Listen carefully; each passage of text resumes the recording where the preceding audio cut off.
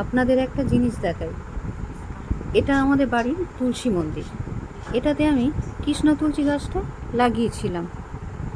কিছুদিন পর দেখি পাশ থেকে আর একটা গাছ বেরিয়েছে, আর সেটা হলো রাধা তুলসী।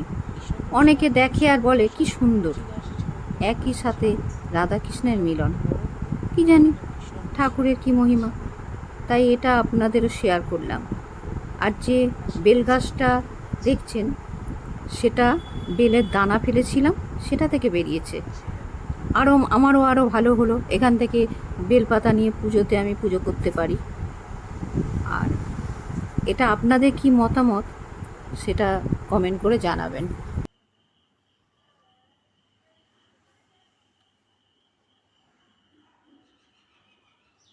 আমাদের খুব ভালো লাগে এই কৃষ্ণ তুলসী রাধা তুলসী একই সঙ্গে, তাই ভাবলাম আপনাদেরকেও দেখাই।